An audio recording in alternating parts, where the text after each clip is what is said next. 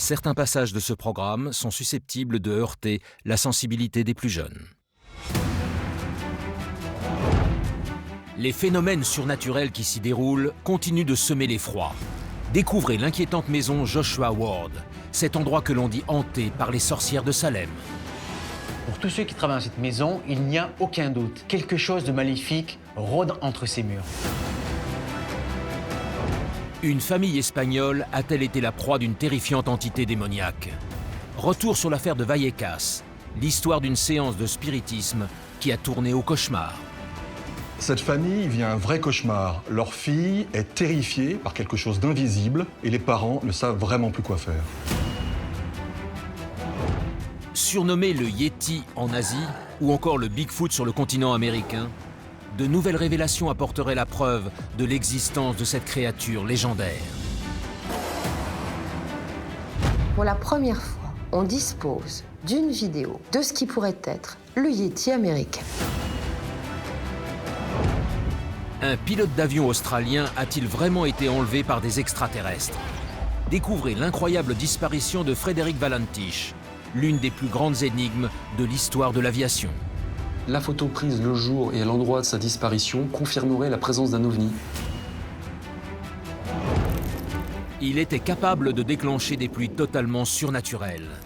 Retour sur le terrifiant cas de Donnie Decker, ce jeune Américain hanté par une force maléfique.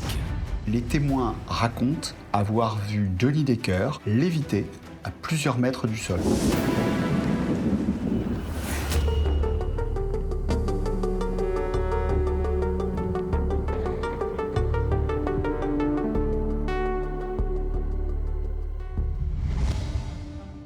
Bonsoir et bienvenue dans ce nouveau numéro d'Enquête paranormale.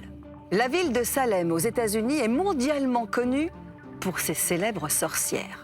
En 1692, 14 jeunes femmes y étaient exécutées après avoir été accusées de sorcellerie. Depuis, ses habitants prétendent que Salem serait le théâtre de phénomènes paranormaux, comme ceux constatés dans l'inquiétante demeure datant de cette époque, la maison hantée de Joshua Ward.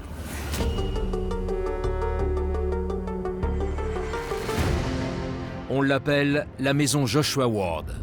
Et dans l'inquiétante ville de Salem où elle se situe, les habitants la considèrent comme l'un des endroits les plus hantés des États-Unis. Elle est à l'image de cette ville. Elle reflète un passé violent, sombre, lié à jamais aux fameuses sorcières de Salem. Pour tous ceux qui travaillent dans cette maison, il n'y a aucun doute. Quelque chose de maléfique rôde entre ces murs. Quels mystérieux phénomènes paranormaux abritent les murs de cette étrange maison? Un entrepreneur et plusieurs employés vont expliquer avoir été attaqués par une force invisible. Plusieurs personnes racontent avoir été soudainement étranglées. Une asphyxie brutale qui va les laisser en état de choc. Quels événements surnaturels ont forgé sa sinistre légende? En 1983, tout ce qui s'est passé de terrifiant dans cette maison va subitement ressurgir. Pour beaucoup, cette photo est la preuve que la Joshua Ward est vraiment hantée. Plongé au cœur de l'étrange et inquiétante maison Joshua Ward, sur laquelle plane toujours l'ombre des sorcières de Salem et de leurs terrifiants bourreaux.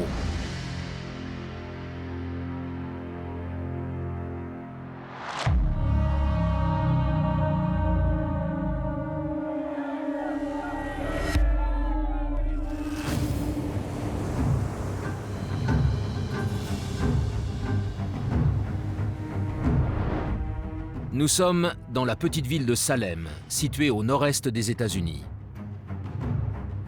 Dans cette commune de l'État du Massachusetts se dresse la maison Joshua Ward, une demeure à la sinistre réputation.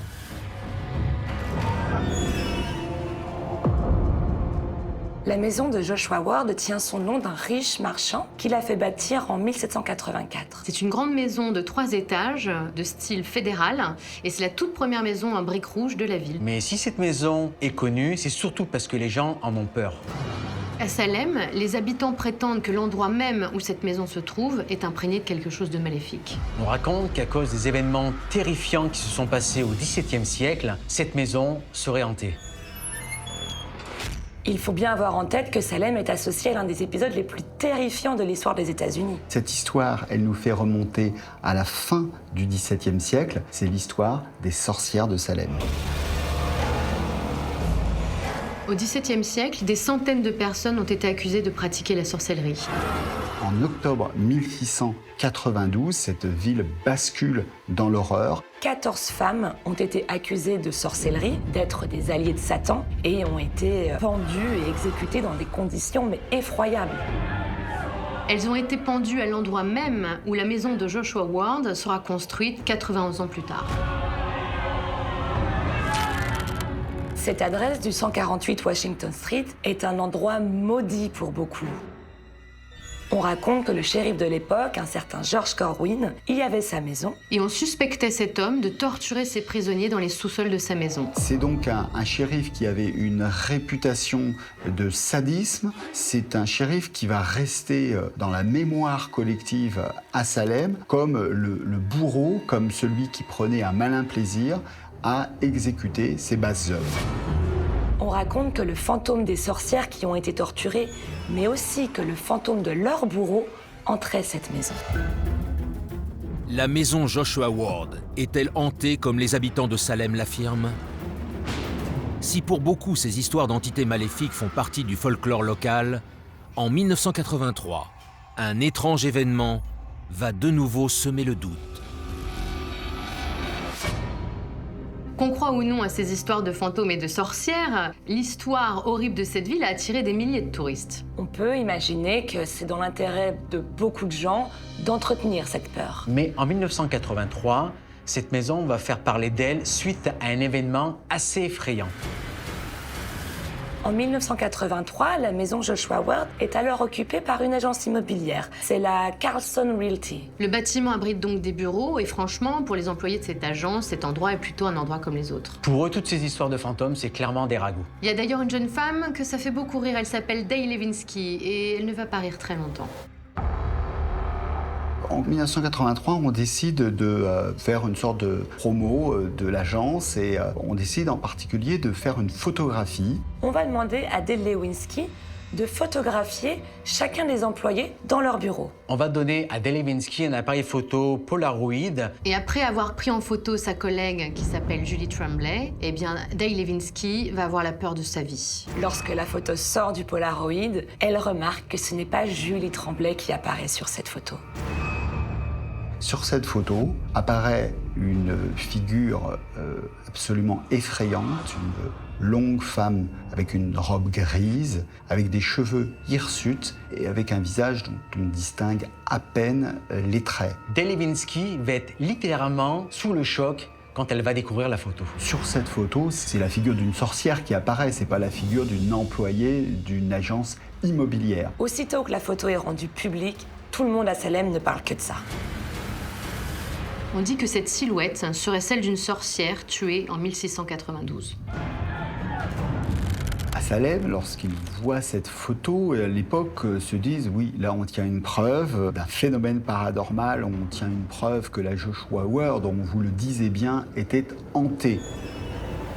À Salem, des journalistes vont laisser entendre que l'agence a organisé tout ça pour se faire de la pub et que toutes ces histoires seraient fausses.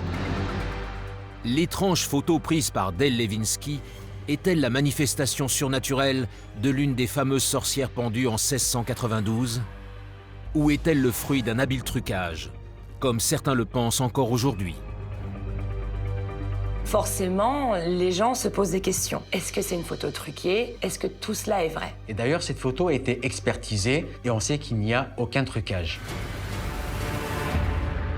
En 2014, un homme va sortir de son silence et il s'agit du mari de Julie Tremblay. Cet homme va confirmer que tout ce qu'a dit Dale Lewinsky en 1983 est exact. Mais il va nuancer, il va dire que la silhouette sur la photo, c'est bien celle de sa femme. Et que c'est un problème technique qui a rendu cette photo si étrange. Le problème, c'est que la silhouette qui est apparue sur la photo, d'autres personnes l'ont vue et ce n'était pas Julie Tremblay. Et en particulier une cliente de l'agence qui attendait simplement pendant qu'un des employés était au téléphone. Elle avait vu dans le couloir quelque chose qui l'avait effrayée. Barbara Cahill va aussi raconter que cette femme très étrange dont elle n'avait pas vraiment envie de croiser le regard était assise très près d'elle et va disparaître sans aucune explication. Un employé de l'agence va dire lui aussi avoir aperçu ce fantôme. Il parle d'une apparition de l'au-delà qu'il aurait vu errer dans les étages du bâtiment. Quel terrifiant phénomène abrite les murs de la maison Joshua Ward. Alors qu'à Salem, la photo prise par Dale Levinsky réveille certaines peurs, plusieurs employés de l'agence immobilière vont livrer d'inquiétants témoignages. Très rapidement, les langues se délient. Les employés qui travaillent au 148 Washington Street vont sortir du silence. Les gens vont ainsi parler petit à petit des événements bizarres auxquels ils ont commencé à assister. Les employés ont à peu près les mêmes témoignages. Des portes qui claquent sans savoir exactement pourquoi, les lumières qui s'éteignent, qui se rallument sans explication. Des employés n'hésiteront pas à dire qu'ils entendent des bruits de pas, alors qu'il n'y a personne. D'autres entendent l'escalier grincer, comme si quelqu'un montait à l'étage, alors que personne ne s'y trouve là aussi. Le second étage de la maison n'a pas bonne réputation non plus. Des employés se plaignent de froid glacial alors que toutes les fenêtres sont fermées. L'agence immobilière a reconnu également avoir eu beaucoup de problèmes avec les alarmes incendie qui se déclenchaient en permanence malgré l'intervention des techniciens. Ceux qui veulent se rattacher à une explication très rationnelle rappellent que cette demeure date de 1784. Évidemment, on peut entendre des bruits, des grincements, on va dire que c'est le bois qui craque, etc. C'est normal. Mais voilà, il y a des employés qui vont ressentir des présences et d'autres qui n'hésiteront pas à dire qu'ils ont vécu des phénomènes encore plus effrayants. En 1983, tout ce qui s'est passé de terrifiant dans cette maison et qu'on avait un petit peu oublié va ressurgir subitement. En effet, alors que la présence d'une entité maléfique dans la maison Joshua Ward était considérée jusqu'ici comme une simple légende, des témoins vont avouer avoir assisté à des phénomènes glaçants et inexpliqués. On dispose de plusieurs témoignages qui font état de phénomènes paranormaux assez violents. Un entrepreneur et plusieurs employés vont expliquer avoir été attaqués dans les bureaux de l'agence par une force invisible. Il y a des témoignages encore plus inquiétants de personnes qui disent avoir été étranglées, d'avoir ressenti une asphyxie extrêmement violente à l'intérieur de cette maison. Assez rapidement, pour tous ceux qui travaillent dans la maison, il y a quelque chose de maléfique qui erre dans cette maison. Une des employées a expliqué avoir retrouvé son bureau régulièrement retourné de toutes parts. On parle de lits, de documents éparpillés partout, sur le sol. On évoquera même le cas de bougies déformées par une main invisible. Certains employés avoueront même avoir assisté à des scènes de panique. Ils disent qu'à plusieurs reprises, des collègues se sont enfuis précipitamment de certaines pièces après avoir aperçu la silhouette menaçante d'un vieil homme en train de se balancer sur un fauteuil à bascule. Personne ne s'explique réellement ces phénomènes. Et c'est le témoignage d'un employé, John Gagnon, qui va faire basculer cette affaire. John Gagnon va raconter à ses collègues qu'il est descendu au sous-sol de la maison et qu'il a eu là la peur de sa vie. Cet homme va expliquer qu'alors qu'il était tout seul dans les sous-sols, il va commencer à ressentir comme une présence maléfique autour de lui. Et puis il a ressenti deux mains s'appuyer sur lui.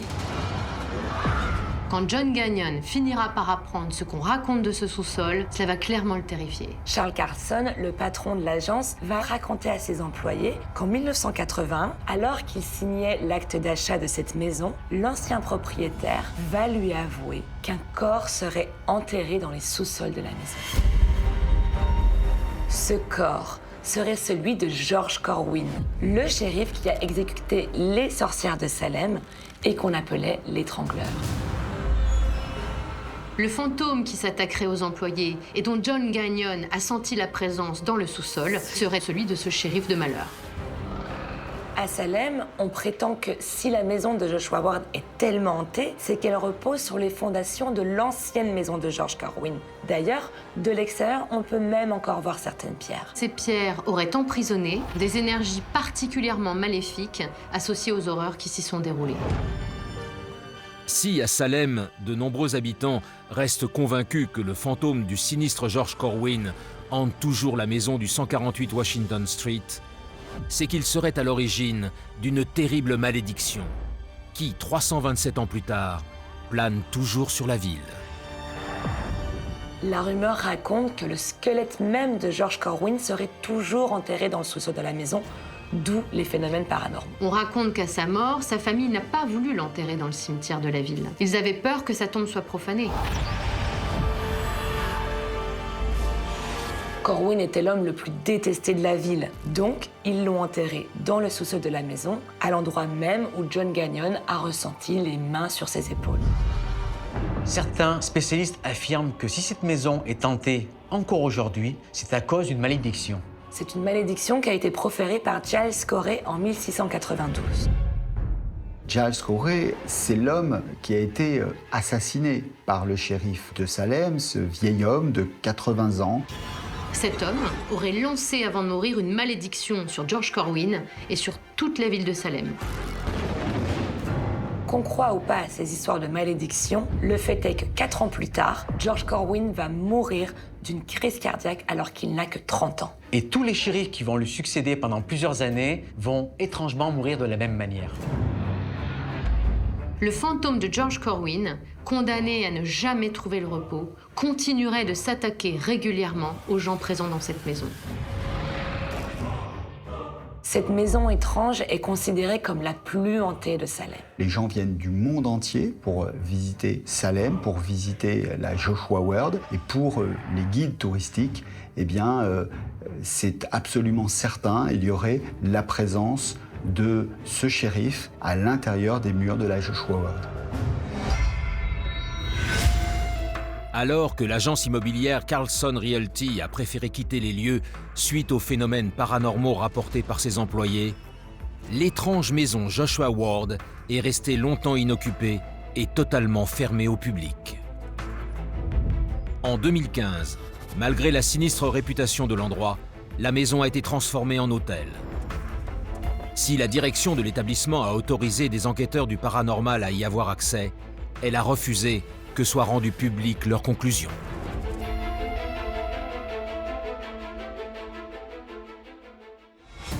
En 2017, le film d'horreur Veronica relatait comment une adolescente était devenue la proie de créatures surnaturelles après avoir participé à une séance de spiritisme. Cette histoire de possession démoniaque s'inspire d'un terrifiant fait divers survenu en 1990.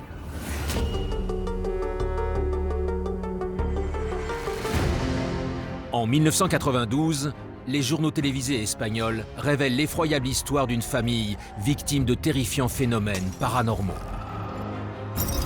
Cette famille vit un vrai cauchemar. Leur fille est terrifiée par quelque chose d'invisible et les parents ne savent vraiment plus quoi faire.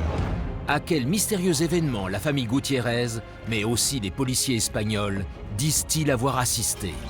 Cette soirée du 27 novembre 1992 va marquer à tout jamais les 4 policiers espagnols. Le rapport de police évoque des choses terrifiantes. Comment expliquer que cette famille espagnole se soit retrouvée la proie d'une entité démoniaque? 30 ans après, on ne sait toujours pas comment expliquer rationnellement ce qui s'est passé dans l'appartement et ni pourquoi la fille des Gutiérrez est morte si soudainement. Pour la famille Gutiérrez, cette séance de spiritisme aurait libéré un esprit maléfique. Découvrez la terrifiante affaire de Vallecas, l'histoire vraie d'une séance de spiritisme qui a tourné au cauchemar.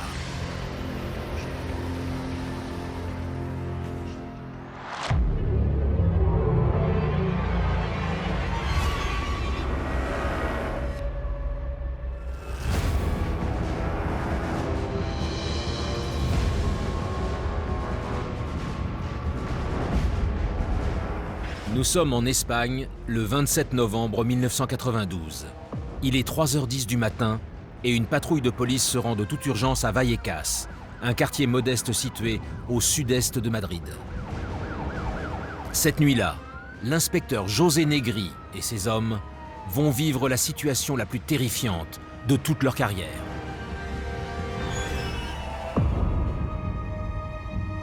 Le 27 novembre 1992, l'inspecteur José Negri de la police de Madrid reçoit en pleine nuit l'appel téléphonique d'un homme terrorisé. C'est un père de famille qui demande l'aide de la police. Quand l'inspecteur arrive avec 3 de ses collègues au 8 de la rue Luis Martin, ils font face tous les 4 à une situation très étrange. Il y a là une famille qui est au bas de l'immeuble, en pyjama et visiblement en état de choc. On est en pleine nuit et il fait froid et visiblement ces gens préfèrent être dehors plutôt que chez eux. Ils n'ont même pas pris le temps de s'habiller. L'homme qui a appelé la police à l'aide s'appelle Maximo Gutiérrez. Ce père de famille a 46 ans et avec sa femme Concepción et ses 5 enfants, ils vivent un véritable cauchemar. Massimo Gutiérrez raconte aux policiers qu'il se passe des choses surnaturelles dans son appartement. Ce soir-là, les Gutiérrez ont eu la peur de leur vie. Ces gens en état de choc expliquent aux policiers comment, vers 2 h du matin, ils ont été réveillés par des phénomènes paranormaux. Leur discours est assez étrange. Ils disent que différents objets se sont mis à voler chez eux, que des crucifix se sont retrouvés tête en bas. Il y a même une figurine du Christ qui a été arrachée de sa croix et qui a été projetée au sol. Il parle aussi de bruits violents sur les murs, de sifflements, de murmures et de chutes brutales de température. L'inspecteur Negri découvre que cette famille n'ose même plus aller dans sa salle de bain. Ils en ont tellement peur qu'ils l'ont condamné. Les Gutiérez affirment que leur salle de bain serait hantée par une entité maléfique. En fait, cette pièce, à leurs yeux, elle est devenue diabolique. Si l'inspecteur Negri écoute avec attention le témoignage de la famille Gutiérez, le policier ne croit pas du tout au phénomène d'origine surnaturelle. Mais en pénétrant dans cet appartement du quartier de Vallecas, José Negri et ses 3 collègues vont être confrontés à une série d'événements terrifiants.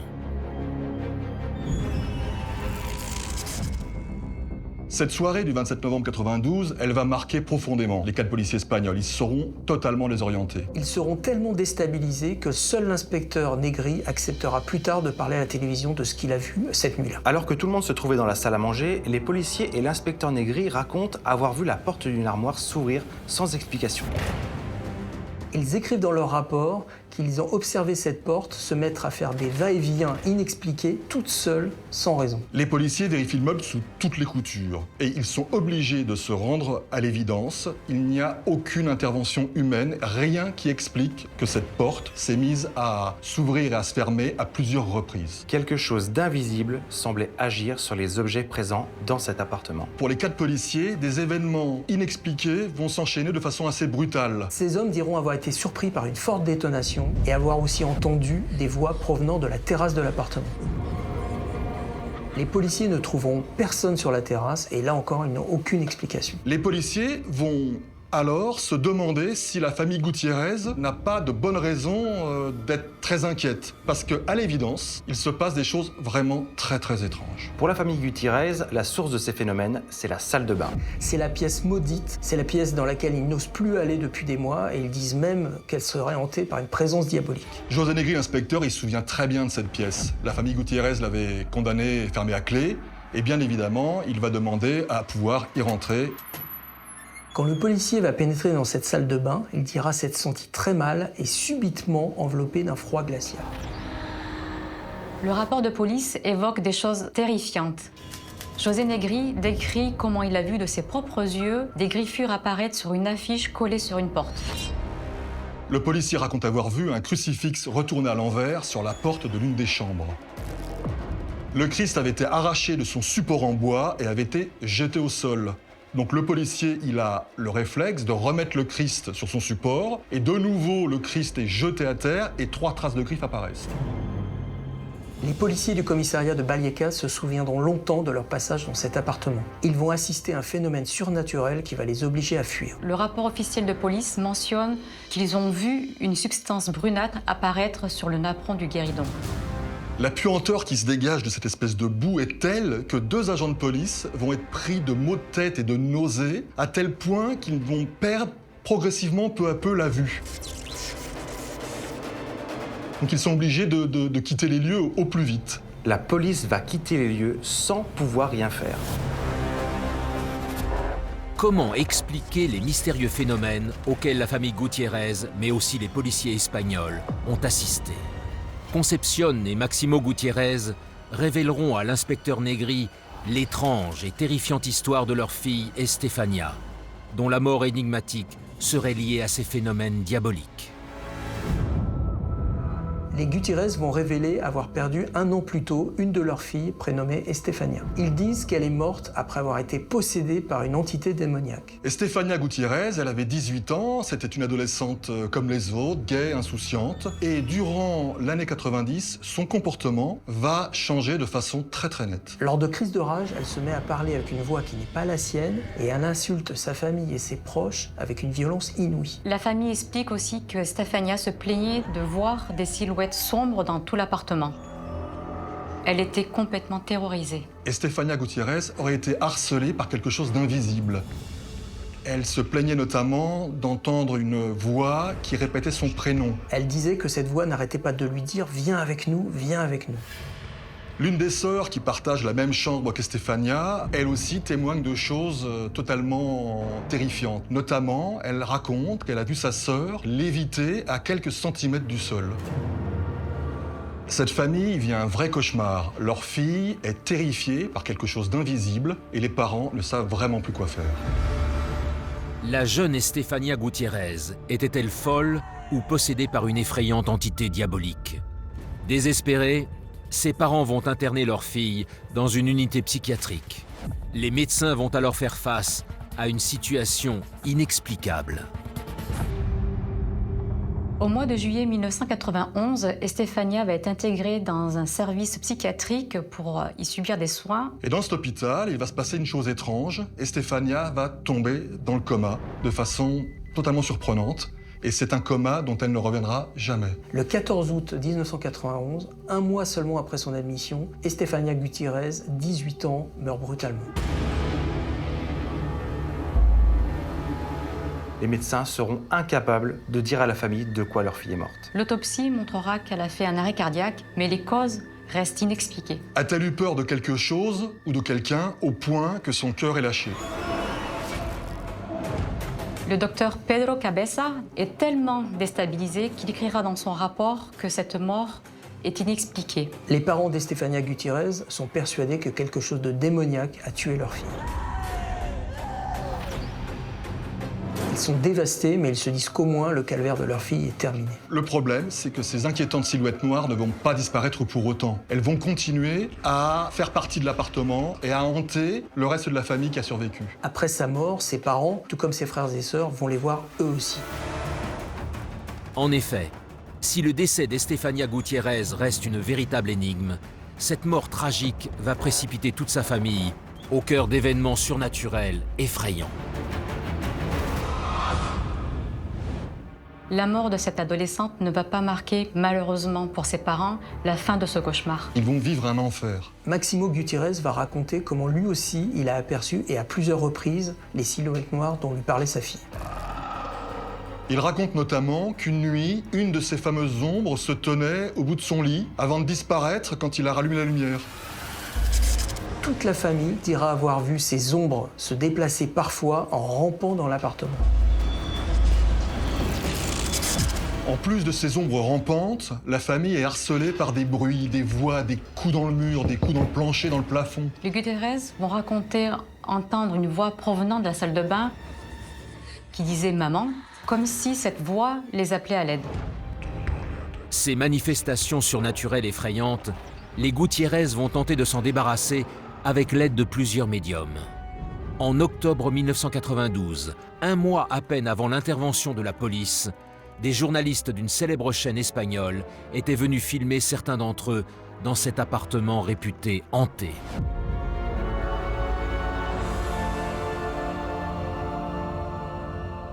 Les Gutiérrez, vous l'imaginez, ils sont désemparés, ils ne savent vraiment plus quoi faire. En octobre 1992, les Espagnols découvrent effarés à la télévision l'histoire de cette famille. Les journalistes de Antena 3 vont venir dans l'appartement pour voir tout ce qui se passe. On voit Concepción Gutiérrez montrer aux caméras cette fameuse salle de bain où il n'ose plus mettre les pieds. Il y aurait 2 esprits qui sortiraient de la salle de bain de l'appartement d'Estefania, une pièce depuis condamnée et inutilisée.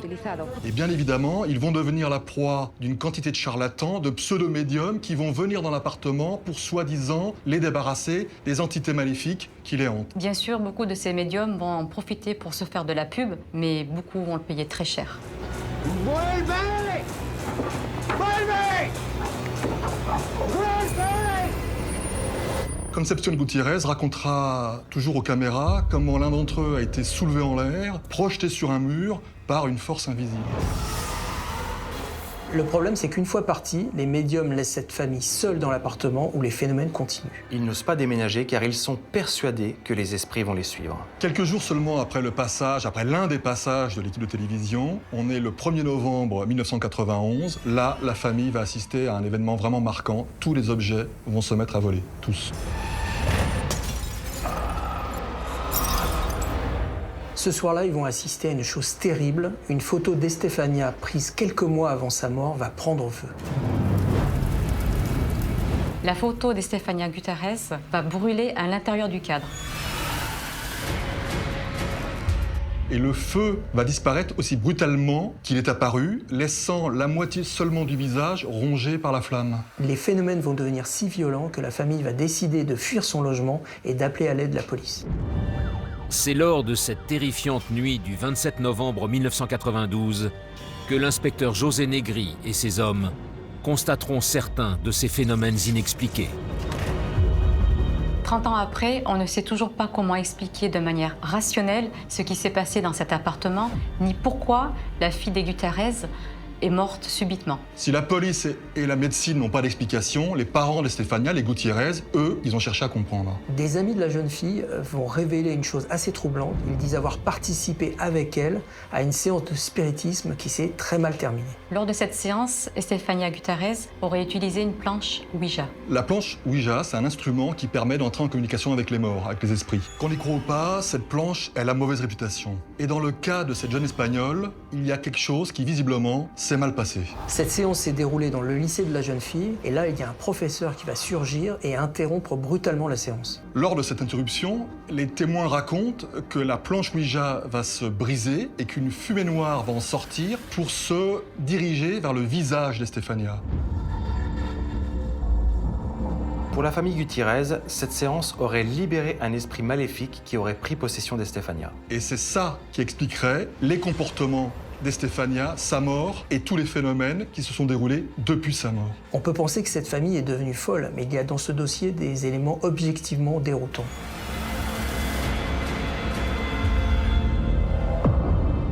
Non seulement Estefania est morte dans des conditions étranges, mais la police elle-même a consigné des événements surnaturels. L'inspecteur Negri va terminer son rapport avec cette phrase « Ces phénomènes sont en tout point inexplicables ». Et c'est une première dans l'histoire de la police espagnole. C'est l'unique et seule fois que la police espagnole a consigné des faits surnaturels par écrit. 2 mois après l'étrange soirée du 27 novembre 1992, l'inspecteur de police José Negri, terriblement choqué par ces événements, a demandé sa mutation loin du quartier de Vallecas et de cet appartement maudit. La famille Gutiérrez a fini par déménager en 1996. Les manifestations surnaturelles ont alors définitivement cessé.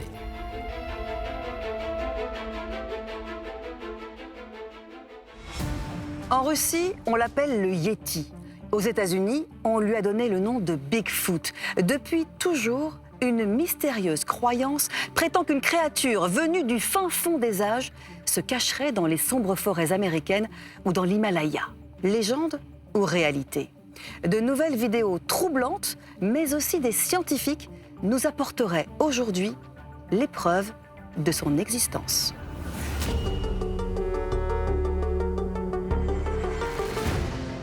Elle reste à ce jour l'une des plus grandes énigmes du monde. L'incroyable légende du Yéti, une créature mystérieuse connue aussi sous le nom de Bigfoot sur le continent nord-américain. Tous les Sherpas de la région qui accompagnent les expéditions en montagne décrivent le Yéti comme une créature velue de 2 mètres de haut, au poil marron foncé et au visage blanc. Ces images posent question. Y a-t-il une lointaine espèce, cousine de l'homme, qui vivrait depuis des milliers d'années à l'écart de toute civilisation? Quelle récente découverte accrédite l'existence de cette créature insaisissable? Ces empreintes sont gigantesques. 81 cm de long pour 38 cm de large. Pour les militaires indiens, c'est une véritable énigme. Faut-il croire ceux qui prétendent détenir les preuves de son existence? Pour la première fois, on dispose d'une vidéo de ce qui pourrait être le Yéti américain. Ces empreintes attestent que oui, il est probable qu'une espèce inconnue habite des endroits très reculés de la planète. On l'appelle le Yéti ou encore le Bigfoot. Enquête sur cette créature mythique aux origines toujours inexpliquées.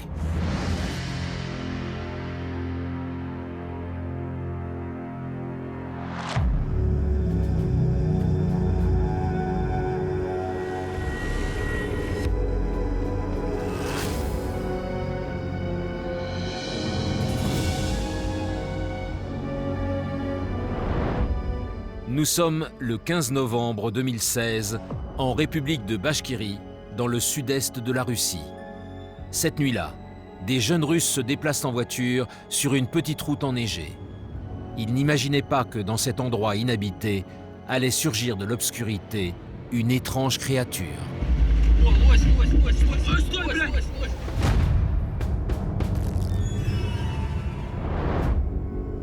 La région de Bachkirie, c'est en Russie. C'est une zone qui est très montagneuse, extrêmement boisée, recouverte d'immenses forêts. On y trouve aussi des milliers de lacs, si bien qu'on l'a surnommé la Suisse russe. Cette nuit-là, Vadim Gilmanov, un jeune russe de 30 ans, est avec un groupe d'amis en voiture. Ces jeunes sont des passionnés de randonnée et ce soir-là, ils font route vers la petite ville d'Outchali qui se trouve dans le sud de l'Oural. Ce fameux soir du 15 novembre 2016, ce groupe de jeunes ne l'oubliera jamais.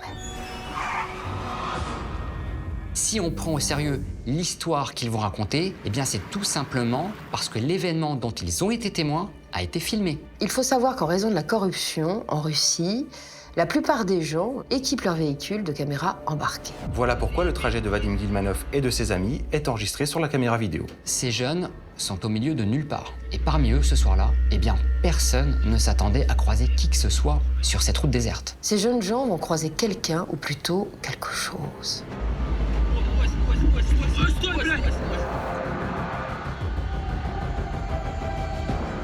Sur la vidéo, on peut voir clairement au loin une silhouette de forme humaine qui court dans la neige. Les occupants de la voiture sont terrifiés. Imaginez-vous, mettez-vous à leur place. Ce qu'ils ont vu n'est clairement pas un homme et encore moins un animal. C'est une véritable vision de cauchemar. Quand Vadim Gilmanov redémarre pour s'éloigner de cette chose, ces jeunes Russes vont avoir une deuxième surprise. Ces jeunes vont distinguer dans la neige des traces qui ne ressemblent absolument à rien de ce qu'ils ont déjà vu auparavant. Ces traces sont la preuve que ces jeunes n'ont pas rêvé. Une silhouette a bien traversé la route, mais le problème, c'est qu'à l'endroit où ils se trouvent, et vu les conditions météo glaciales, eh bien, c'est tout simplement impossible. En Russie, on va prendre cette histoire très au sérieux. Ces images vont être transmises aux scientifiques du Muséum d'histoire naturelle de Moscou. Depuis 50 ans, pour les Russes, c'est une véritable obsession. Ils veulent absolument mettre la main sur le Yéti, celui qu'on appelle là-bas l'Almasty. Les Russes ne sont pas les seuls à s'intéresser à cette créature. Des témoignages très troublants comme celui de Vadim Gilmanov, mais il nous en arrive de partout dans le monde. C'est un phénomène qui est mondial.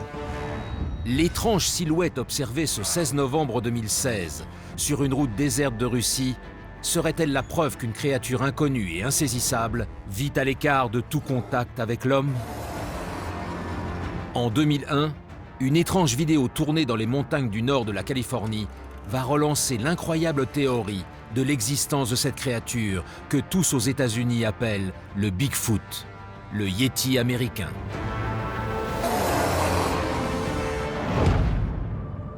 Nous sommes en juin 2001, dans le parc de Marble Mountains. Ça se trouve à peu près à 5 heures de route au nord de San Francisco. C'est une zone boisée. Au petit matin, après une nuit passée dans les bois, on a un groupe d'adolescents d'une colonie de vacances qui s'apprête à déjeuner. Le responsable de cette colonie s'appelle Jim Mills. Et ce jour-là, il est intrigué par un abri de fortune qu'il a découvert près du campement.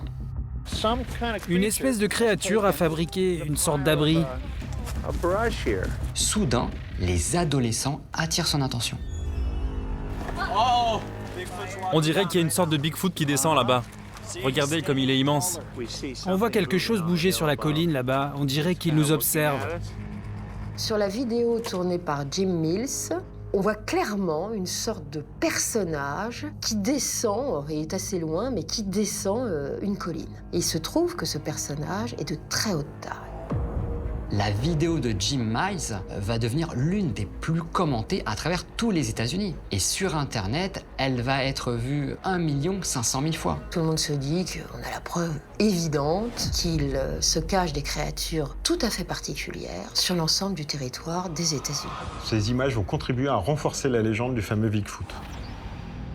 Cette chose ne ressemble pas à un être humain. Alors bien sûr, on est parti sur l'idée du canular. Et on sait maintenant que cette vidéo est parfaitement authentique, pas truquée. Elle ne sort pas de l'imagination d'un groupe d'adolescents et d'un responsable de colonie en mal de sensations fortes. La question qui se pose, c'est se sont-ils trompés en pensant voir une créature?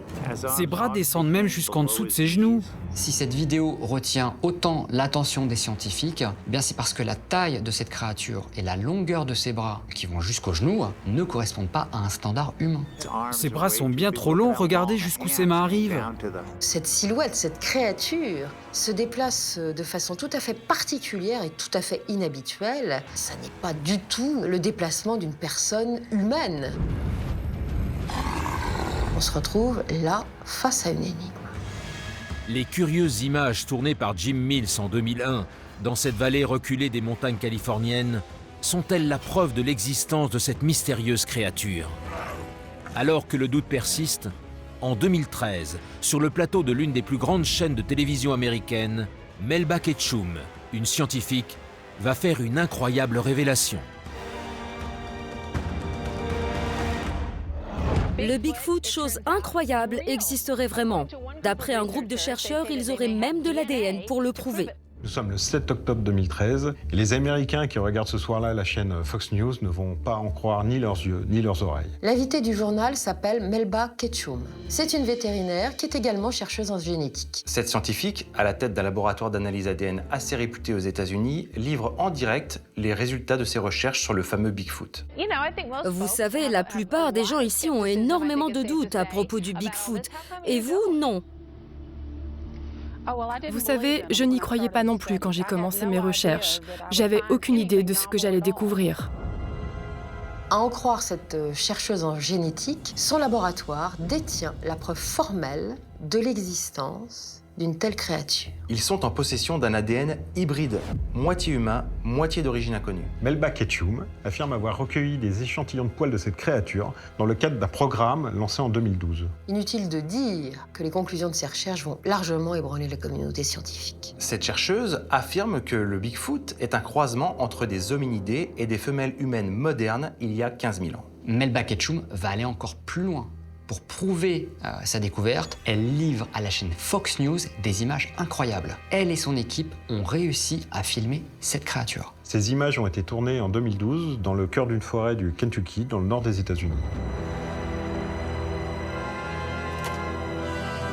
Pour la première fois, le monde dispose d'une vidéo assez nette de ce que pourrait être le fameux Bigfoot, le Yéti américain. Les scientifiques qui ont travaillé sur ce projet qu'on appelle Erickson Project ont baptisé la créature Matilda. Quelle est cette créature aperçue dans les forêts du Kentucky? Aurait-on enfin la preuve de l'existence d'une espèce inconnue appelée Bigfoot ou encore Yéti? Alors que la communauté scientifique reste sceptique, une expertise indépendante de ces échantillons ADN va apporter son lot de nouvelles révélations. Les scientifiques doutent. Certains affirment que les tests ADN seraient falsifiés. Melba Ketchum va confier des échantillons d'ADN à un autre laboratoire pour qu'il puisse les examiner à son tour et donner ses conclusions. Des scientifiques de renom ont analysé à leur tour l'ADN prélevé par Melba Ketchum et pour eux, le résultat ne fait aucun doute. Il y a un animal inconnu qui semble être un croisement entre un homme et quelque chose d'autre. Autre chose pose également question. Ce sont des images qui ont été tournées dans une forêt du Kentucky. La créature qu'on aperçoit ressemble à un autre spécimen filmé 45 ans plus tôt par deux passionnés, Roger Patterson et Robert Gimley. Cette vidéo a été tournée elle aussi en Californie en octobre de l'année 67. Et ces images sont connues, elles ont fait le tour du monde. elles ont évidemment conforté l'hypothèse incroyable comme quoi cette créature existerait bien. On a bien évidemment essayé de chercher à savoir si ces images étaient réelles ou pas. On les a d'ailleurs fournies au studio Disney pour analyse. Tous les spécialistes des studios Disney vont déclarer qu'ils seraient incapables de reproduire ce qu'on voit dans la vidéo. Ce qui est frappant quand même, ce sont les caractéristiques communes que présentent sur les films ces deux créatures, l'une filmée en 1967, l'autre en 2012. Ces images posent question. Y a-t-il une lointaine espèce, cousine de l'homme, qui vivrait depuis des milliers d'années à l'écart de toute civilisation? Melba Ketchum, elle en est persuadée.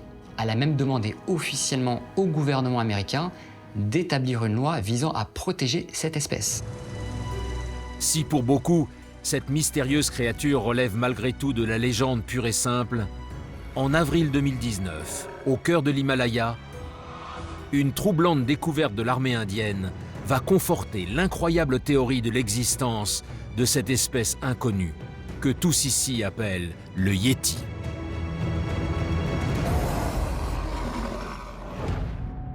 Le 9 avril 2019, l'armée indienne est en expédition sur le mont Makalu qui se situe à la frontière avec le Tibet. Et le mont Makalu, c'est l'un des plus hauts sommets du monde. Ces militaires ont établi leur camp de base à 4850 mètres d'altitude. À une altitude où en général on a des maux de crâne et des nausées également. Ce jour-là, près du camp de base, les militaires indiens vont faire une étrange découverte. Ils distinguent dans la neige ce qui ressemble à des empreintes. Et parmi les militaires présents ce jour-là, aucun n'est capable d'expliquer ce que c'est. Mais autre chose les interpelle, c'est la taille de ces empreintes. Elles sont gigantesques. Elles mesurent 81 cm de long pour 38 cm de large. Et pour les militaires indiens, c'est une véritable énigme. Quelle pourrait être cette créature qui manifestement se déplace debout et qui laisse des empreintes aussi gigantesques? Autre point d'interrogation, on est quand même à 4850 mètres d'altitude, donc à quelle espèce peut bien appartenir cette créature qui vit à de telles hauteurs? Les militaires vont prendre un grand nombre de photos de ces empreintes. Le but est de les faire expertiser par des scientifiques. À ce moment-là, dans leur tête, c'est très clair. Les militaires indiens sont persuadés d'avoir mis la main sur une nouvelle preuve de l'existence du Yéti. Alors ce qui est quand même absolument étonnant, c'est que l'armée indienne va décider de communiquer sur ces empreintes. C'est quand même pas très courant. Pour les militaires, les habitants de la région, il n'y a pas de doute, le Yéti existe. Le Yéti signifie l'homme sauvage. Tous les Sherpas de la région qui accompagnent les expéditions en montagne décrivent le Yéti comme une créature velue de 2 mètres de haut, au poil marron foncé et au visage blanc. Il faut se souvenir qu'en 1951, un événement va venir confirmer ce que racontent les populations locales. L'explorateur Eric Shipton va photographier une empreinte absolument démesurée. Et cette photo va faire, évidemment, le tour de la planète. Si beaucoup assurent que le Yéti n'a rien d'une légende, c'est que depuis 1951, on ne compte plus le nombre de traces d'empreintes inexpliquées que l'on peut trouver auprès des plus hauts sommets de l'Himalaya. Ces empreintes attestent l'étonnante possibilité, que oui, il est probable qu'une créature d'une espèce inconnue habite des endroits très reculés de la planète, à l'abri de la curiosité des hommes. Simple légende ou véritable créature encore inconnue des scientifiques? À ce jour, aucune étude n'a pu déterminer l'origine des nombreuses empreintes découvertes à travers le monde, ni apporter la preuve définitive de l'existence du Yéti ou du mystérieux Bigfoot, son cousin américain. Encore récemment, la découverte de constructions étranges dans certaines forêts reculées alimente de nouvelles spéculations.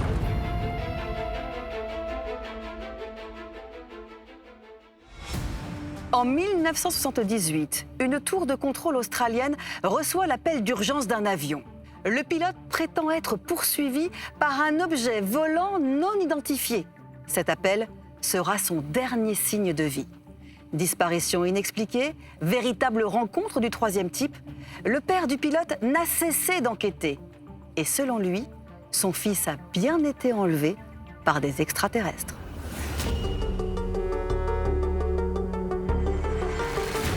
Il s'appelle Frederick Valentich. Et depuis le 21 octobre 1978, ce jeune pilote australien est au centre de l'une des plus mystérieuses disparitions de l'histoire de l'aviation. On n'a jamais retrouvé ni débris de l'avion, ni le corps du pilote. L'énigme autour de cette affaire est totale. 40 ans après les faits, les circonstances dans lesquelles le jeune pilote a disparu au large des côtes australiennes restent entourées de mystères. Valentish mentionne à la tour de contrôle de l'aéroport de Melbourne être poursuivi par un objet qui semble ne pas être un avion et qui, d'après lui, est entouré d'une lumière verte. Les derniers mots de Valentish sont « il plane et ce n'est pas un avion ». Mais si c'est pas un avion, qu'est-ce que c'est? Frédéric Valentich a-t-il rencontré un objet volant non identifié? A-t-il été enlevé par une civilisation extraterrestre, comme son père l'affirme? Ce qui est étrange, c'est que des tas de témoins vont rapporter avoir vu, eux aussi, des lumières vertes dans le ciel ce soir-là. La photo prise le jour et à l'endroit de sa disparition confirmerait la présence d'un ovni. Retour sur l'énigme Frédéric Valentich, un pilote toujours officiellement porté disparu.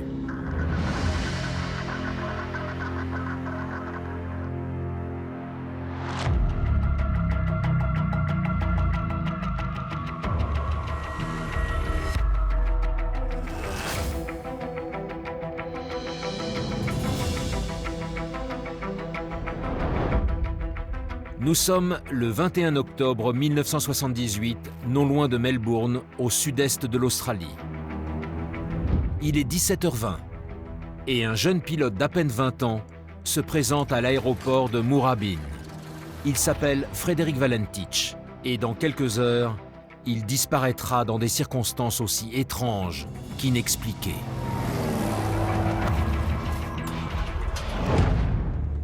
Frédéric Valentich, il est né le 9 juin 1958 à Melbourne et il vit encore chez ses parents avec son frère et ses deux sœurs. Frédéric Valentich, à l'époque, a un peu plus de 20 ans. Il a une vie familiale tout à fait stable. Il travaille dans un surplus américain pour se faire un petit peu d'argent de poche. Il est véritablement passionné par l'aviation et son rêve le plus ultime, c'est vraiment de devenir pilote professionnel. En septembre 1977, il décroche sa licence de pilote privé. Il ambitionne de devenir le plus jeune pilote d'avions commerciaux d'Australie. Il veut vraiment marquer l'histoire de l'Australie, l'histoire aérienne de l'Australie, et effectivement, il va la marquer, mais d'une autre façon.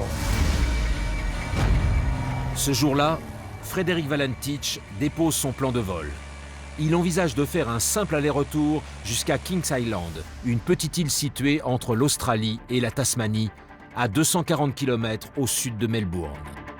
Mais pour des raisons encore inexpliquées, il n'atteindra jamais sa destination. Ce jour-là, le plan de vol déposé par Frédéric Valentich est assez simple. Il doit récupérer des passagers sur l'île de King Island et revenir par la suite sur Melbourne. Le vol doit durer environ 1h20. C'est un vol assez classique. Il y a une petite particularité malgré tout, nous sommes en fin de journée et une partie du vol va se faire de nuit. Il peut voler de nuit qu'à une seule condition, c'est qu'en fait, il appelle régulièrement à la tour de contrôle pour donner sa direction et dire que tout va bien. Frédéric Valentich a 150 heures de vol à son actif. Il est autorisé à voler de nuit quand les conditions météo sont bonnes. Et ce soir-là, c'est le cas. Le ciel est clair et dégagé. Il ne doit pas rencontrer de difficultés sur ce type de trajet.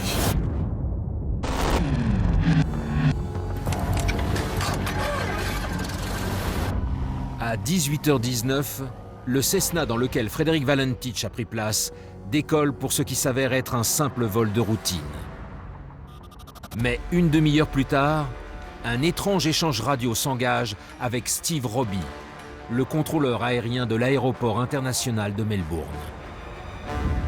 Il est 19h06, Valentich a commencé son vol il y a un peu moins d'une heure. Ce soir-là, c'est Steve Roby qui est opérateur à la tour de contrôle et Valentich va lui faire une demande un petit peu particulière. Il lui demande s'il y a bien un appareil en train de voler dans la même zone que lui, à une hauteur d'environ 1500 mètres d'altitude.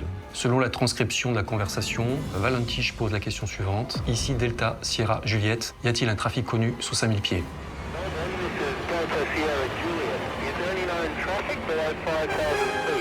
Steve Roby va répondre par la négative, parce qu'il n'a rien sur son radar. Ce qui sous-entend que pour les radars, Valentich est absolument seul dans le ciel à ce moment-là. Alors là, c'est assez mystérieux, parce que, effectivement, le contrôleur lui dit qu'il n'y a rien, mais visiblement, Fred Valentich vient d'apercevoir quelque chose. Mais quoi?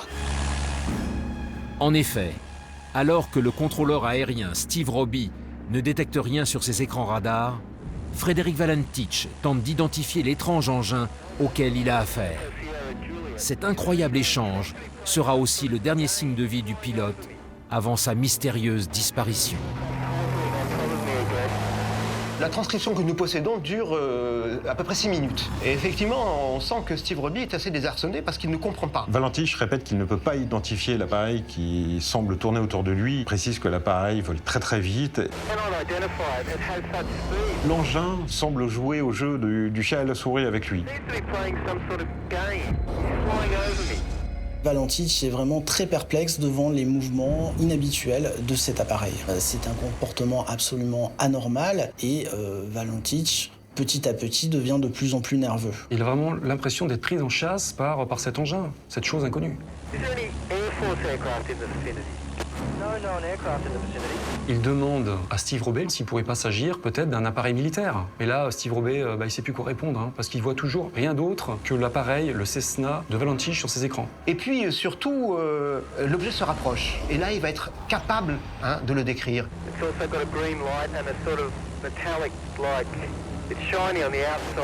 Il décrira des lumières vertes et un aspect métallique de l'appareil, mais sans pour autant qu'il puisse clairement identifier de quel type d'appareil il s'agit. On est face à quelque chose d'inidentifiable et d'inidentifié, un objet volant non identifié. À quel étrange phénomène Frédéric Valentich a-t-il eu affaire ce 21 octobre 1978 au large des côtes australiennes? Objet volant non identifié ou engin militaire top secret? À 19h12, le contact avec le pilote s'interrompt brutalement, sans explication.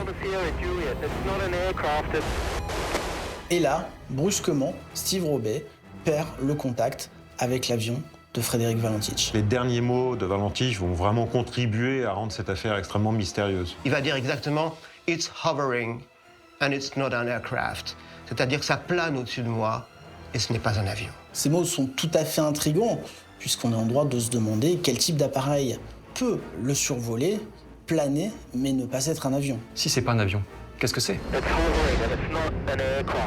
Il va y avoir un bruit très étrange qui va durer 17 secondes. On entend un espèce de son électronique qui finit par un espèce de grincement métallique. On a l'impression de tôle qui se froisse, qui se frotte. Comme si quelque chose le touchait ou comme si on le harponnait. Qu'est-ce qui se passe à ce moment-là? On n'en sait rien. En tout cas, l'avion disparaît brutalement des radars et Steve Robey n'a aucune explication. Steve Robey est la dernière personne à avoir été en contact avec Frédéric Valentich. D'un coup, il y a eu un son métallique, une sorte de pulsation électronique. Et après le son métallique, je l'ai appelé de nombreuses fois, mais je n'ai eu aucune réponse. Ce sera le silence absolu. Nous n'aurons plus jamais de nouvelles ni de contact avec Frédéric Valentich. Rapidement alertée, la Royal Australian Air Force envoie des avions de reconnaissance dans le détroit de Bass, le lieu où s'est produit l'étrange incident. Alors que les secours espèrent récupérer vivant le jeune pilote australien, l'armée va devoir faire face à une série d'étranges interrogations. Alors il va y avoir 9 avions, des bateaux civils aussi vont être réquisitionnés. On va sillonner à peu près 1000 km² d'océan et on ne va rien trouver. Aucun débris, aucun corps, aucune trace de l'avion de Frédéric Valentich. Les recherches vont durer comme ça 5 jours. Le pilote s'est comme volatilisé. On n'a rien retrouvé, ni les gilets de sauvetage. C'est inexplicable. Il y a un autre point qui pose question, c'est que le Cessna de Valentich était équipé d'une balise de détresse, mais elle n'a pas été activée. Pourquoi? Ça, on l'ignore. Faute de résultats, l'armée arrête les recherches au bout de 5 jours, et le porte-parole de l'armée de l'air australienne va lui-même reconnaître qu'il n'a aucune explication. Je ne vois aucune raison pour laquelle on ne l'a jamais retrouvé. On ne sait toujours pas ce qui est arrivé. Ça restera comme l'un des plus grands mystères de l'aviation australienne. C'est un mystère total. Le 25 octobre 1978, Frédéric Valentich est déclaré officiellement porté disparu. Alors que cette affaire fait la une de tous les journaux, d'étranges rumeurs tentent d'expliquer cette mystérieuse disparition. En fait, si Valentich s'était craché près du littoral, on aurait retrouvé rapidement des débris. En l'absence de débris, la thèse de l'accident paraît peu probable. Ce qui est certain, c'est que les enquêteurs ne trouveront aucune explication. Pas l'ombre d'un indice permettant de résoudre l'énigme de cette disparition. Les gens vont bientôt avancer d'autres hypothèses, notamment la thèse selon laquelle Valentich se serait enfui volontairement ou bien se serait suicidé. Concrètement, si Frédéric Valentich s'était sauvé ailleurs avec son avion, en 40 ans, aujourd'hui, on aurait des traces. Quelqu'un quelqu'un aurait parlé, quelqu'un l'aurait reconnu. Donc ça ne tient pas la route. Il n'avait aucune raison de disparaître. Il avait tout l'avenir devant lui. Il avait une famille, il avait une petite amie, il avait des rêves. Son projet de devenir pilote commercial. Non, il n'avait aucune raison de partir. On a même dit que, soi-disant, il aurait été mêlé à un trafic de drogue et que pour échapper, justement, à un maillage de la police au dernier moment, il aurait mis en scène son suicide. Enfin, bon, il y a eu 1000 hypothèses dans cette histoire, mais effectivement, aucune ne sont vraiment satisfaisantes. Il y a une autre thèse qui est totalement incroyable, qui va rapidement circuler, c'est que Valentich aurait eu affaire à un objet volant non identifié et qu'il aurait été enlevé par une forme d'intelligence extraterrestre. Ce n'était pas un autre avion. Un autre avion n'aurait pas bougé dans les airs comme cet engin, à une vitesse et des angles de trajectoire changeant si rapidement. Je crois qu'il a rencontré un ovni. Frédéric Valentich a-t-il été victime d'un mystérieux phénomène ovni, comme certains l'affirment? Alors que l'enquête est au point mort, l'étrange révélation de Roy Manifold, un Australien présent sur les lieux du drame, va venir accréditer l'incroyable hypothèse d'une possible intervention extraterrestre. Roy Manifold, qui est plombier et qui vit à Melbourne, décide, le soir même de cette disparition, de prendre des photos du coucher de soleil. Il est dans la zone où circule Frédéric Valentich. Manifold rentre chez lui, il développe ses photos et là, il n'en croit pas ses yeux. Il aperçoit une forme étrange qui semble s'apparenter à un objet volant non identifié. Est-ce que ce serait cet objet qui aurait intercepté le Cessna de Frédéric Valentich? On peut se poser la question. Roy Manifold va envoyer cette photo à différents groupes ufologiques pour analyse. Ce qu'il ressort de cette analyse, c'est que la photo n'est pas truquée, n'est pas abîmée, mais que l'objet photographié a bien une existence physique solide. Pour la presse australienne comme pour la famille Valentich, la coïncidence est troublante.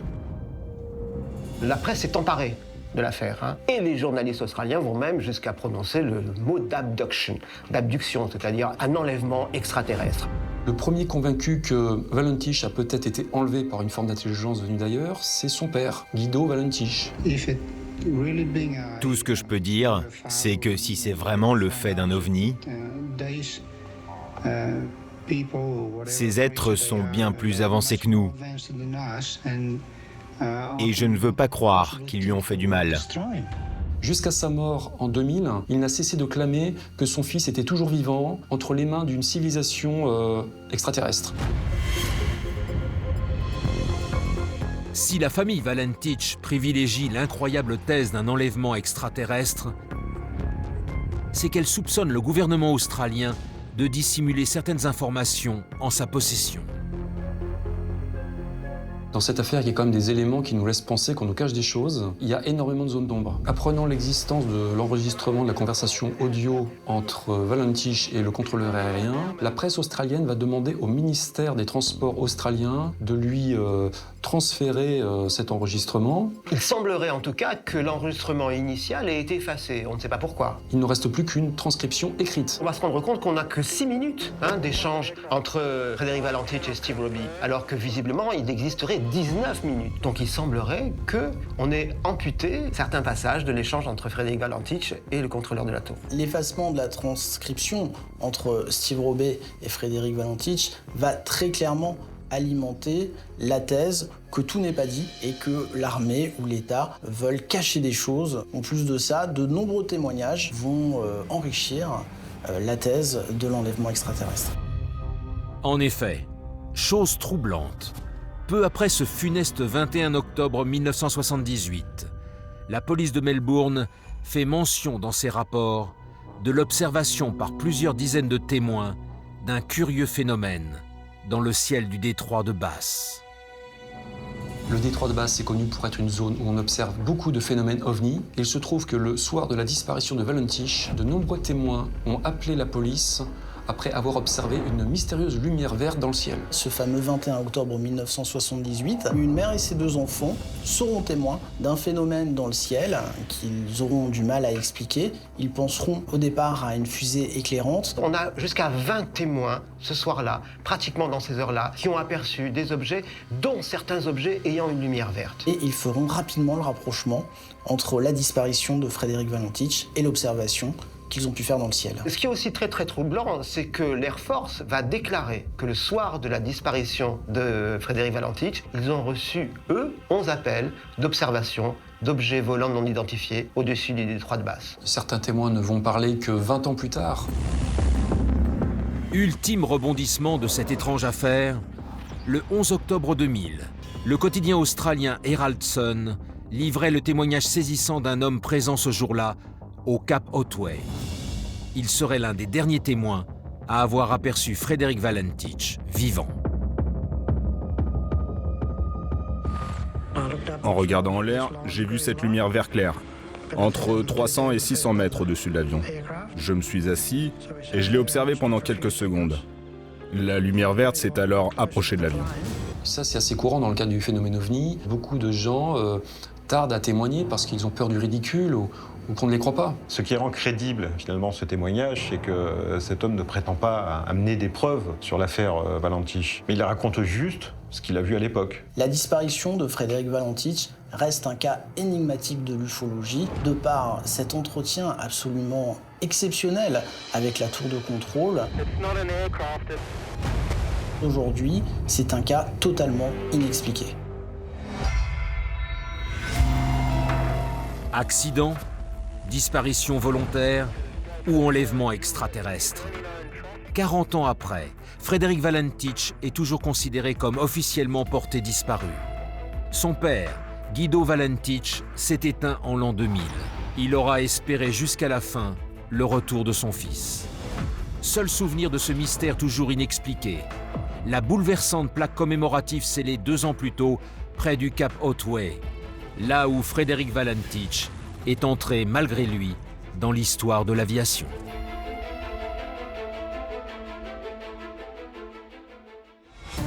C'est l'un des cas de possession démoniaque les plus étranges, mais aussi les plus surprenants qui soient. En 1983, la police d'une petite ville de Pennsylvanie constatait qu'un homme avait le pouvoir de faire pleuvoir des torrents d'eau, quel que soit l'endroit où il se trouvait. Cet homme, surnommé Rainboy, reste encore aujourd'hui un cas inexpliqué.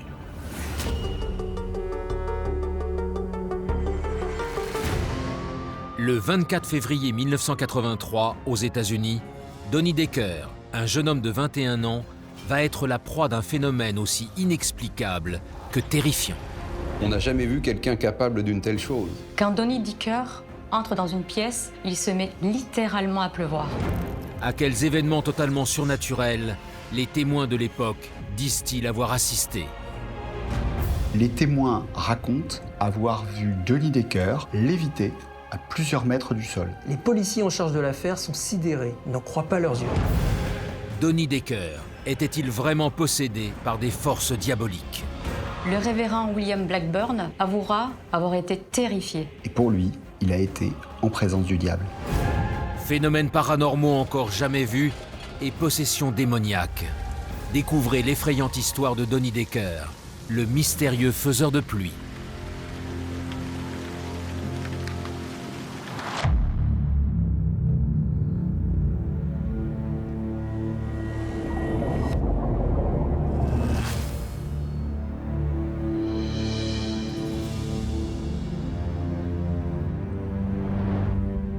Nous sommes le 24 février 1983 aux États-Unis, dans la petite ville de Stroudsburg, située dans l'État de Pennsylvanie.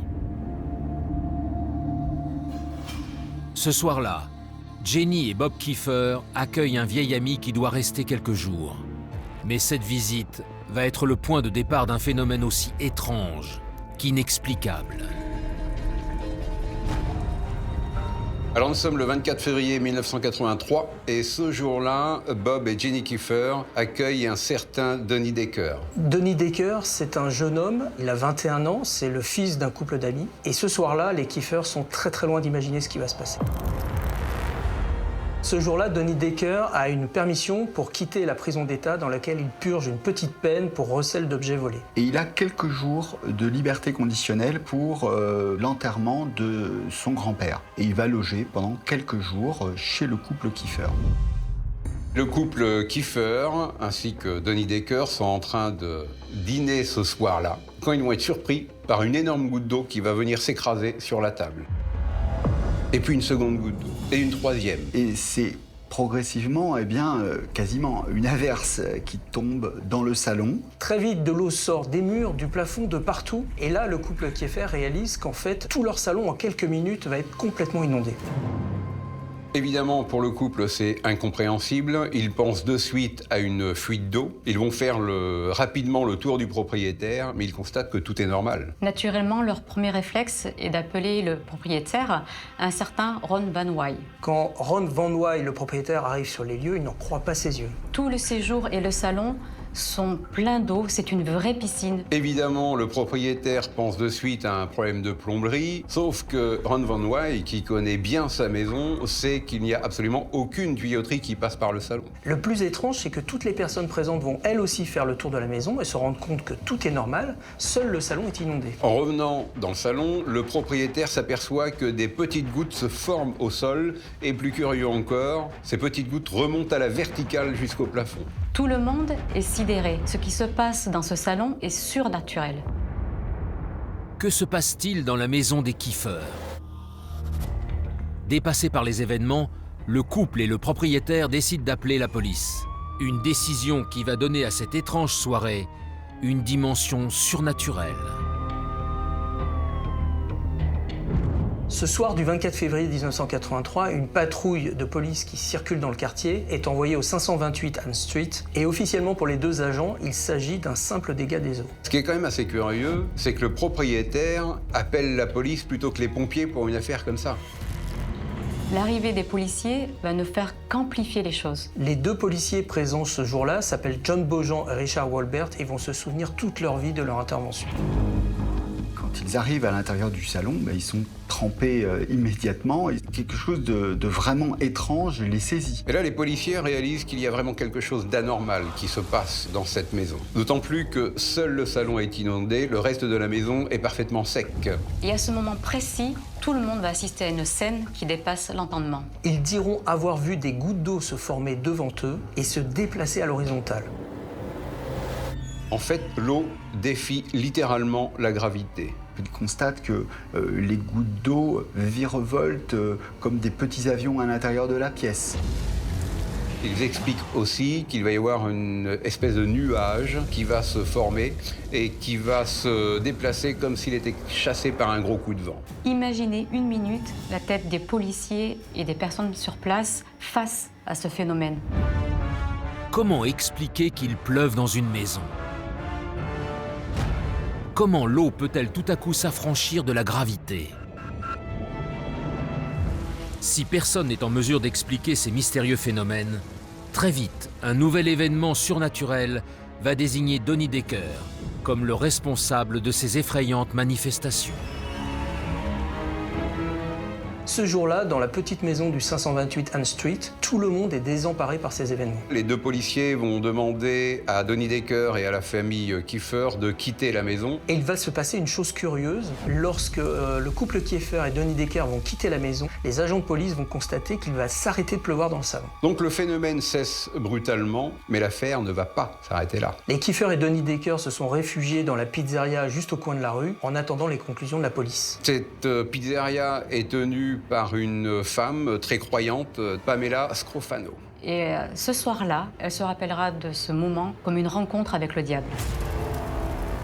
Elle racontera avoir vu les Kieffer et Donnie Decker rentrer et au moment où ils ont commencé à s'asseoir, il a commencé à pleuvoir dans le restaurant. Des gouttes d'eau, exactement comme chez les Kieffer 10 minutes plus tôt, vont tomber du plafond et sortir des murs du restaurant. Pamela Scrofano est tout de suite affolée par ce qui est en train de se passer et tout de suite, le comportement de Donnie Decker va l'interpeller.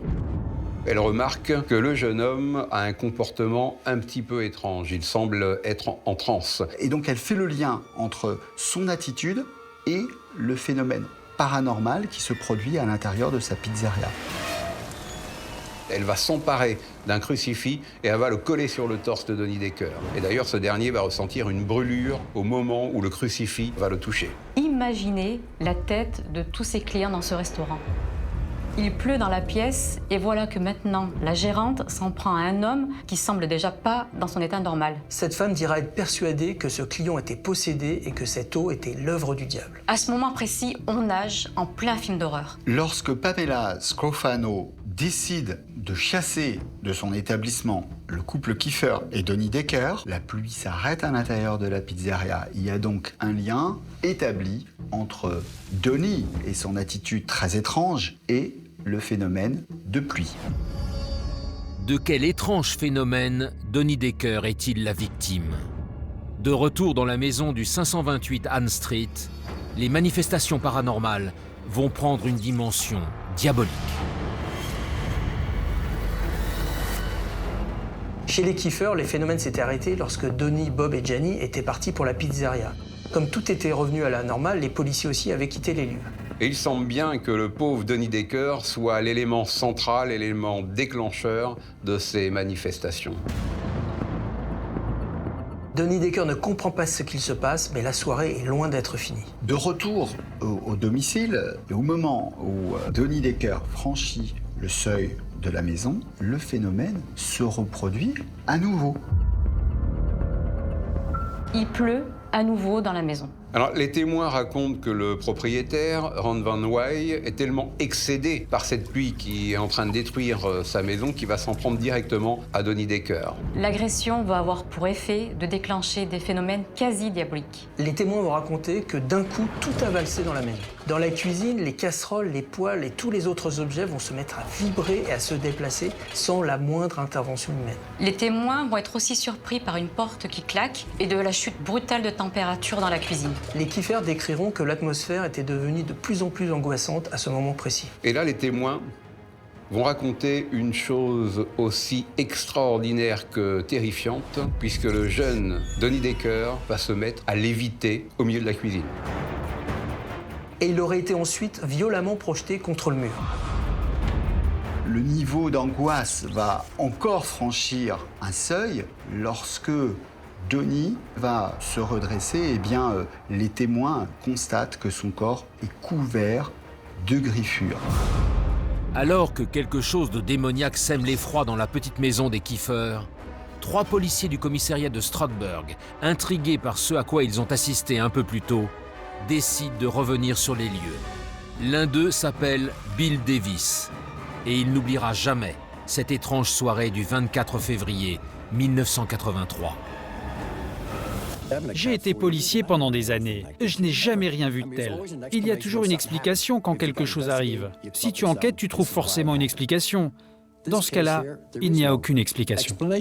Les policiers cherchent à comprendre et tous les 3 racontent avoir assisté à des choses complètement effrayantes. Les policiers vont raconter qu'ils auraient vu des traces de griffures apparaître sur le cou de Donnie Decker sans la moindre explication. Et puis surtout, ils auraient vu le jeune homme léviter dans les airs. Au total, pas moins de 4 agents de police vont être les témoins directs de tous ces phénomènes.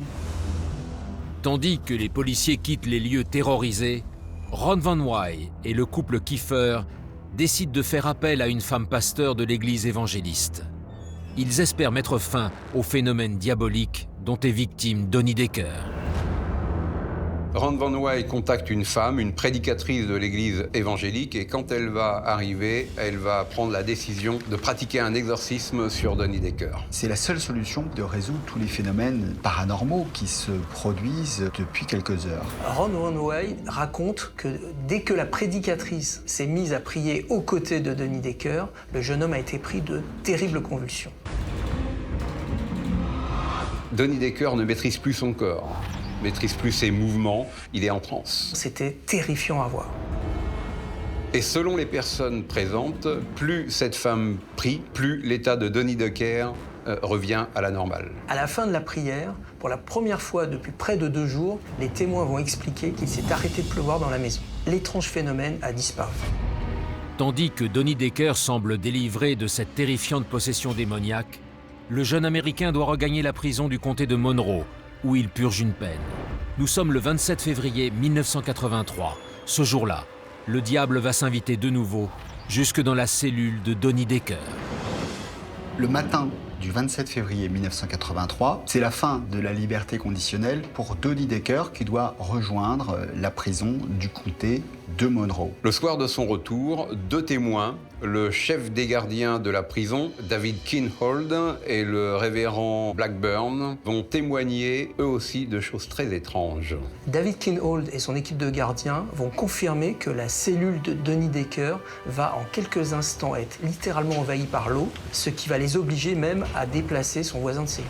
Les gardiens vont être terrifiés par cet épisode et ils vont tout de suite appeler l'aumônier de la prison. L'aumônier s'appelle William Blackburn. Effrayé lui aussi par les étranges phénomènes entourant Donnie Decker, l'homme d'église va procéder à un nouvel exorcisme dans la cellule même du jeune possédé. Pour en avoir le cœur net, l'aumônier de la prison va s'entretenir avec Donnie Decker dans sa cellule et lui-même va assister à des phénomènes surnaturels. Il racontera avoir vu Donnie Decker rentrer en transe et une pluie incroyable s'abattre dans la cellule. La pluie a recommencé à tomber, l'eau sortant de partout, des murs, du plafond et du sol. Le révérend est tellement impressionné qu'il va dire la chose suivante: « J'ai eu l'impression d'avoir eu le diable en face de moi. » William Blackburn raconte qu'à ce moment-là, il va s'emparer de sa Bible et il va se mettre à prier à haute voix. Le révérend Blackburn va sentir très fortement, à travers Donnie Decker, la présence du diable. Et c'est pourquoi, et il va l'avouer, qu'il n'a jamais prié aussi fort de sa vie, plus pour lui que pour Donnie Decker. Donnie Decker, à la fin de cette séance d'exorcisme, dira qu'il a eu l'impression de se réveiller d'un cauchemar effroyable de plusieurs jours. Encore aujourd'hui, cette histoire est totalement inexpliquée. On a 9 témoins directs en dehors de Donnie Decker, qui sont notamment des policiers qui ne remettraient jamais en cause leur réputation professionnelle avec des histoires inventées. Le cas de Donnie Decker est unique et on n'a jamais su d'où venait cette mystérieuse pluie du diable. Aujourd'hui encore, Donnie Decker vit toujours dans la hantise de faire pleuvoir à nouveau. En 2012, le jeune homme a été convoqué par la justice américaine. Celui qui provoquait mystérieusement la pluie était suspecté d'être lié au déclenchement d'un étrange incendie.